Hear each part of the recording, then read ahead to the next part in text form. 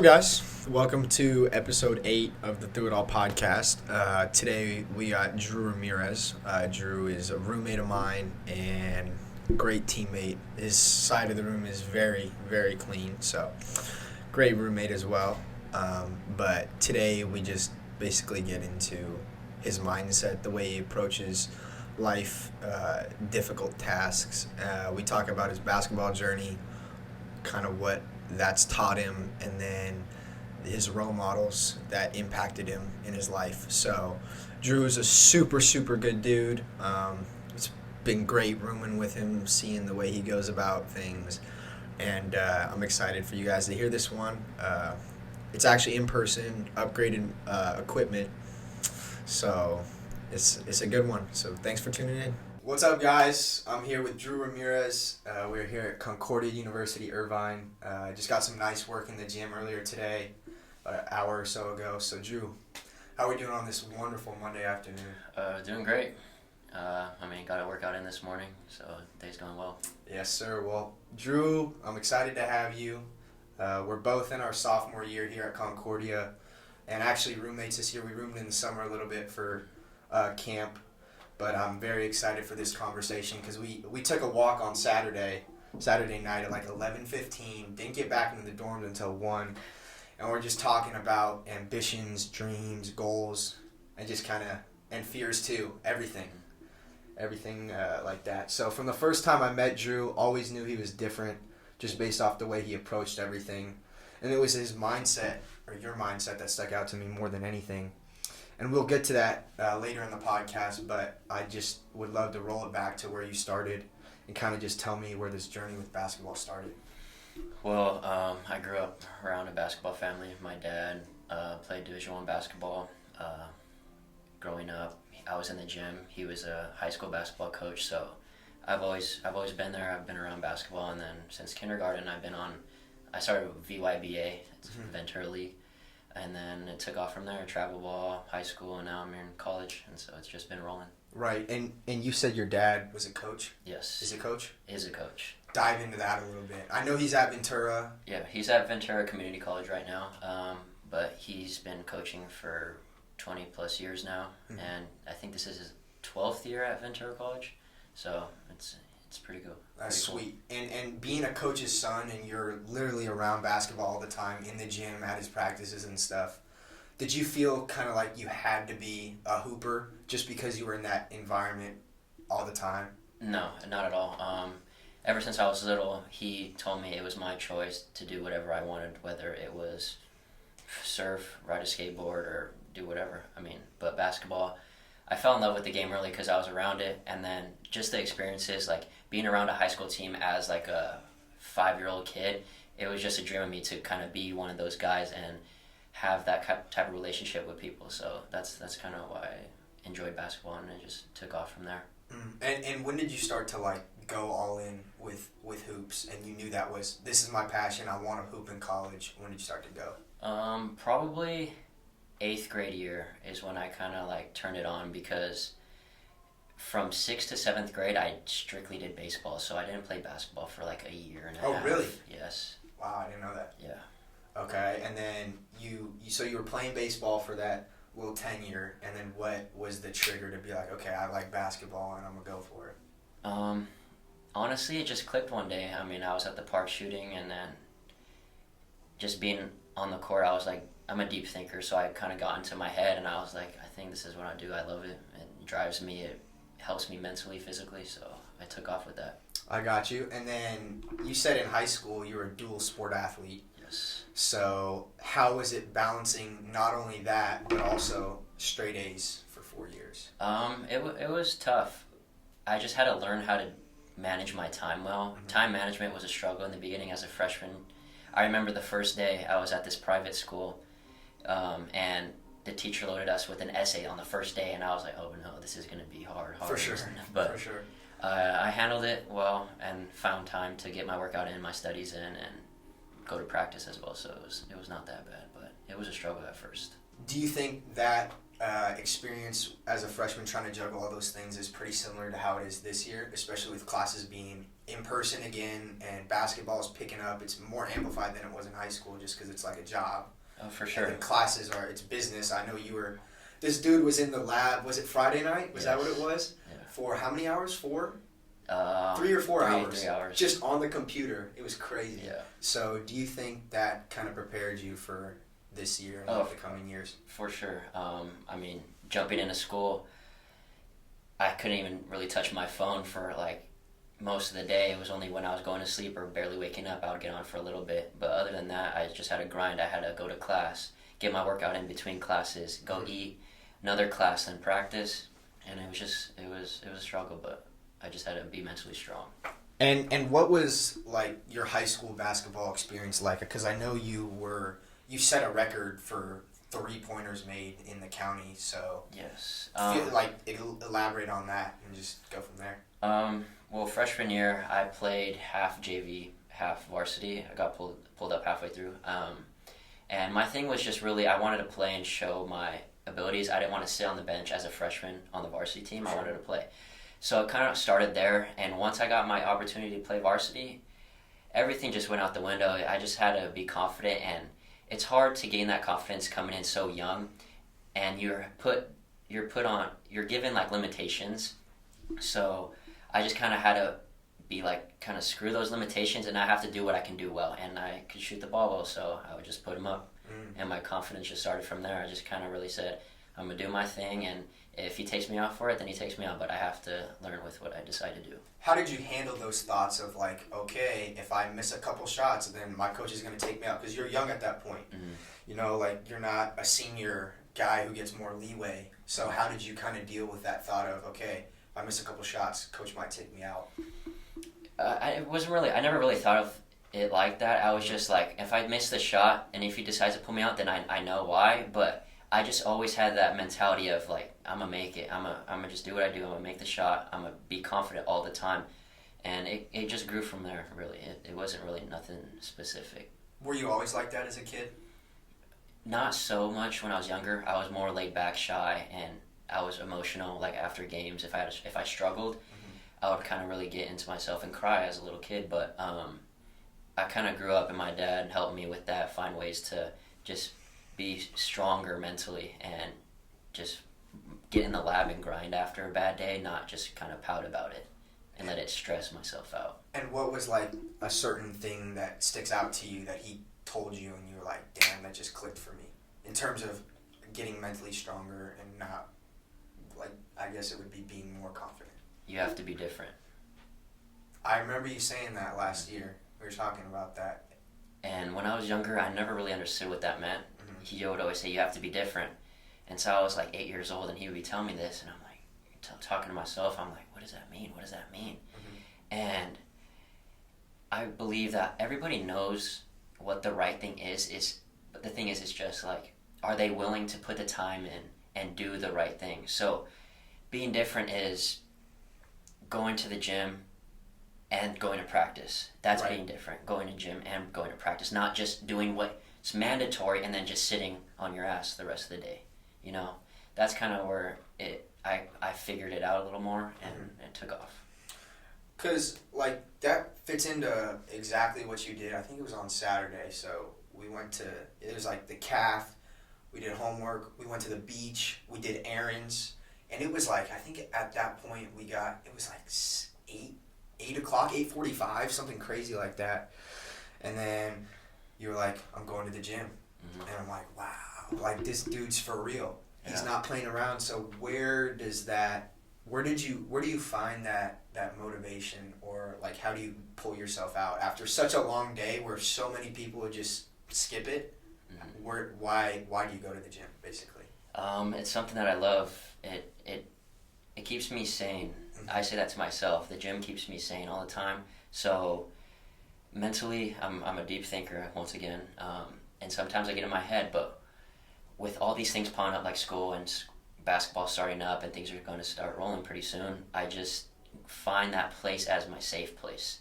And once I put my headphones in and turn on my music, and I get in the gym, I just go into this different world, and that's why I enjoy going, and it's not that like, oh, I'm tired. Because yes, it's hard to be mentally strong and be like, oh, I don't want to go today, but once I lock in, I know I'm gonna be okay. And so once I just step foot in that gym, it just takes off.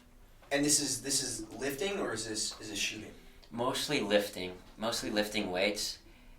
Basketball, sometimes I get that way. It's just kind of changed over the years. Like, basketball was my safe place, but now, like, getting into fitness and lifting weights and doing, like, agility type movements, that is transitioned to be more of my, like, desire. And what do you think the reason for that transition is? Because I feel the same way. We were talking about that on Saturday night. It's like that same. I have the same work ethic, but I used to put it all into shooting, basketball, dribbling, whatever. Everything that I felt that could get me better. But now it's like that same work ethic, but I put it into basketball and then the podcast stuff. So I'll be editing like that, and seems like it's the same for you in terms of basketball and lifting. So what was that reason for kind of jumping in more into the fitness area? It honestly started maybe like 4 years ago. I was on YouTube just watching videos, and I saw Bradley Martin. Bradley Martin was the one that kind of inspired me. I saw, at first, he didn't have that many followers. He didn't have his own gym. He didn't have his own like brand and clothing line that he does now. And I saw his video, and I saw like, dang, this guy's really doing it. And the thing that I love about him too is he has personal problems that not a lot of people know about, like losing his dad.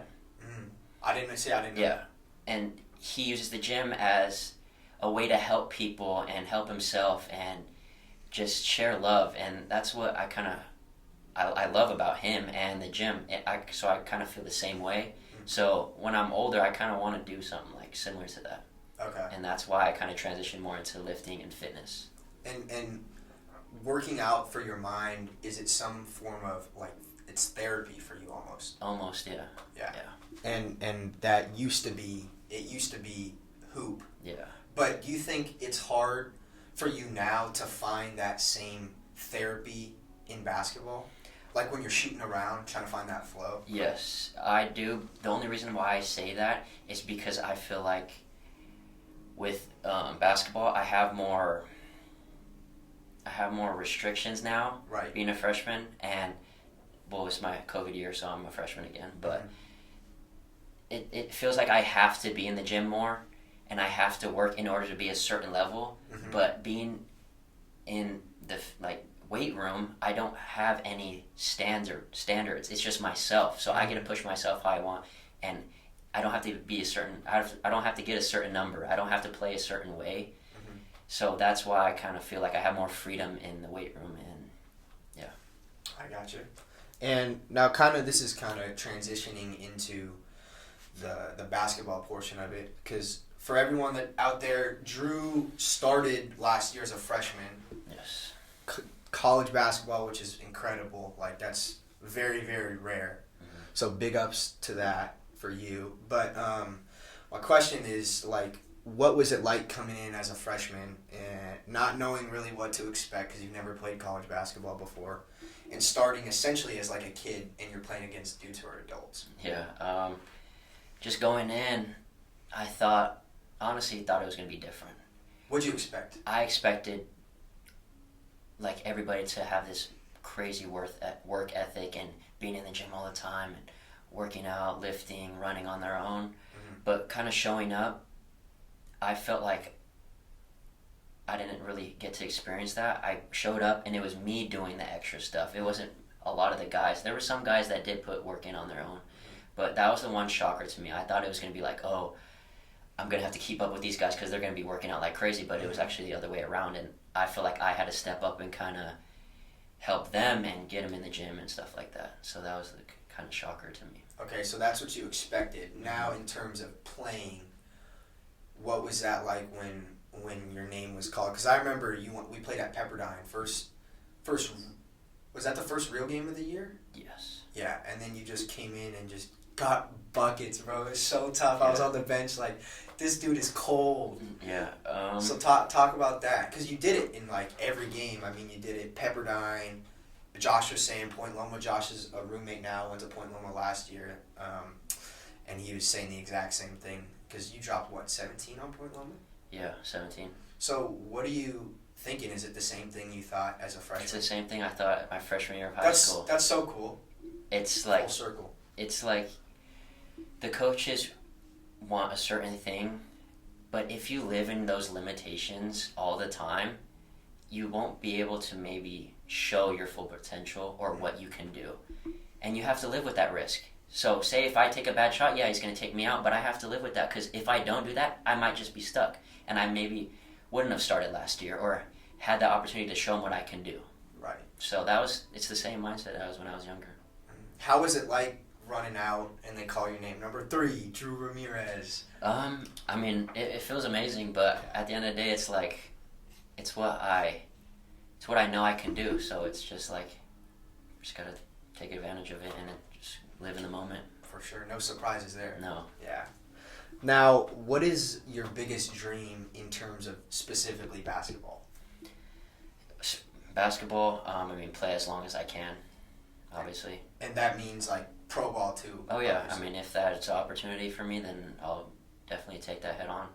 What do you think is the biggest thing you've learned on your journey from hoops so far? There's so many experiences that I've been through, but you can just rip off a couple. Life lessons, like just being accountable, being on time, being respectful, talking a certain way. They matter like so much, and people don't realize that. But once you see that in sports and basketball, what I've learned, it relates onto the streets, basically. You know, it's the same thing. It's like we were saying last time. It's basketball is the vehicle for life. So everything learned here is applicable to any field for sure in the world, basically. So that's super cool that we get to experience that. But during your basketball career, this is the last one I'm talking about, specifically basketball, were you at your lowest? When was I at my lowest?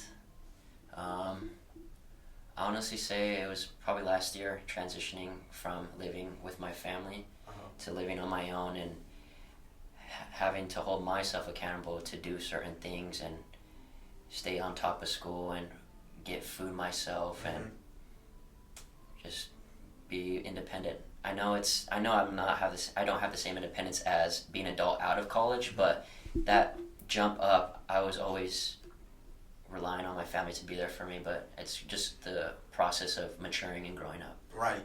So that kind of fell back onto basketball. So I just had to be mentally strong, and it was tough sometimes, but I just had to think of my family and make sure I made them proud. How do you get through those days?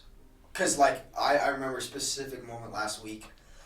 I think it was your Tuesday, and your Tuesday schedule is like brutal, right? Where you have like a 3-hour class at night and 2 in the morning. And that's not even counting practice. And I was walking out of the calf. I was like, "What's up, Drew?" And you're like, "Today's a great day, baby." Yep. And I'm like, "Yes, sir." But that stuck out to me because I knew that you had a brutal day coming up. Yeah. And that's what it takes. Yeah. That's how I knew, and I knew that a long time ago, how you were just different. You just gotta be positive. I know there's gonna be days where it's gonna be a struggle to get through it, but what good does it do if you think negatively the whole day? Right. If you know you're gonna be walking around and busting your ass for 6 hours, then you gotta lock in. If you have negative thoughts, then it's just gonna put you down lower, and you're not gonna feel like you can focus or get through it. It's just gonna drag and drag and drag. But if you enjoy it, it'll work out for you. That's dope. Now, what I'm super excited for is we're about to talk about some dreams. Okay. What is your biggest dream? So if I told you can imagine anything that would come true in the snap of my finger, what would that vision look like? Being able to take care of my family. And what does that mean specifically? So that means having a career where I can provide for my wife, my kids, my mom, my dad, my cousins, my little brothers, and there is no financial worries for them or for myself. Is there a specific job that you like? I know you talked about the fitness industry, but what would it be, like a Bradley Martin type guy? It would be like everything. It would be like fitness stuff and kind of like life coaching and workout programs, and honestly getting into the business side, maybe starting my own clothing brand or something like that. I'm not 100% sure of what I want to do, but along those lines, I want to do something with that and just take off and be able to be an influencer to people and have them look at me like, hey, he helped me get through something. So if I can help somebody, then that's my dream. And what are your biggest fears that also come along with this vision? Committing to it and knowing when enough is enough. Okay. Meaning there's going to be times where it might be a year, 5 years where I don't see any results in pursuing what I want, not knowing what it is yet, but say it takes me 5 years to get a certain level. How do I know to keep going? And maybe that 8th year, I'll finally hit a certain point where I'm successful. So that's my fear of how long will it take, or when do I know when to stop and transition to a different road and go that way.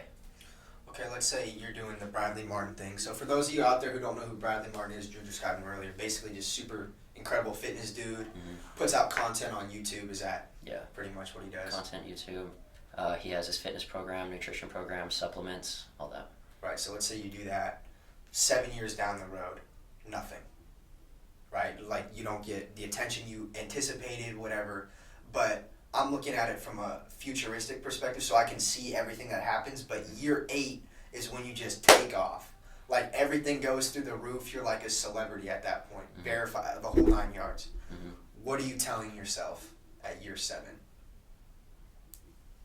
I'm just gotta, if I have to have another job to keep that dream going, I might have to downscale it for a little bit, but I'm going to keep pursuing it as long as I can. And you just got to see through it. You just got to see through it. And so that's the thing I tell myself every day. You just got to see it through. Just got to see it through, my boy. Well,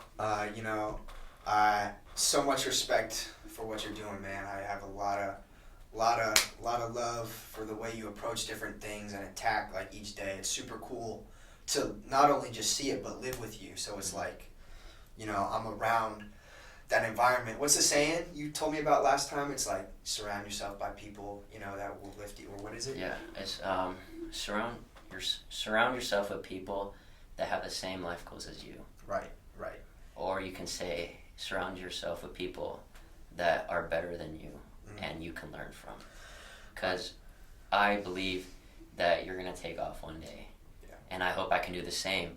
But I see the passion that you have for certain things, and I learn from you every day, which it's an honor to be around you, bro. Bro, it's so fun room with you, because everyone listening, whoever listens, at night we do 2 goals a week, or 2 goals a day for the future. So before he goes to bed or I go to bed, it's like one short-term goal, one's long-term goal. And I think it's going to be really cool, because 10 years down the road, we'll be able to see where we went and got to, and we'll think about the goals we said nightly at Concordia. But also for you too, when you look back in 10 years, this podcast is going to be out there forever. Oh yeah. So your kids are going to see it, you're going to have it, and it's just going to be cool. But much love, and we're going to finish with the Thru It All 3 questions at the end. Okay. So the first one, favorite food item from Costco food court? Chicken bake. Chicken bake. Chicken bake. Yes, sir. Chicken bake. All right, that's a great answer. Second one, you get to travel back in time to watch any historical event play out. What moment in time would you watch? Historical event. Does it have to be like, can it just be something more personal that I would want to go back and see? Ooh, yeah, let's do both. Okay. Let's do that one. Historical event, Michael Jordan. Watch Michael Jordan play. Okay. Any specific game? No, I just want to see, because they say he's the GOAT, and being a basketball player, I was never able to watch him live, obviously, because I was so young, but I would love to see him play. Okay. And then another thing is go back in time is to meet my great grandfather. He passed away when I was like 1.5 years, so I never really got to meet him. I don't remember him, but I've heard so many amazing things about him. That's sweet. I know that's the same way with me and my grandpa, but that's cool. I know you've told me a lot of stories about him, and it seems like you mean a lot. So last and final question. What advice would you give to little 7th grade Andrew who's trying to get a college scholarship? You have to be different. You have to be different. Full circle. Full circle. All right. You heard it here first. You got to be different. Yep. You got to be different. And then, that was great. I'm going to edit this out, but can you just say, I'm Drew Ramirez, and this is the Thru It All Podcast, EP8. And just look at the camera. Oh, okay. Wait, what is it? This is the Thru It All Podcast. I am Drew Ramirez. This is the Thru It All Podcast, EP8. I am Drew Ramirez. This is... Oh, okay. I am Drew Ramirez. This is the Thru It All Podcast, Episode 8.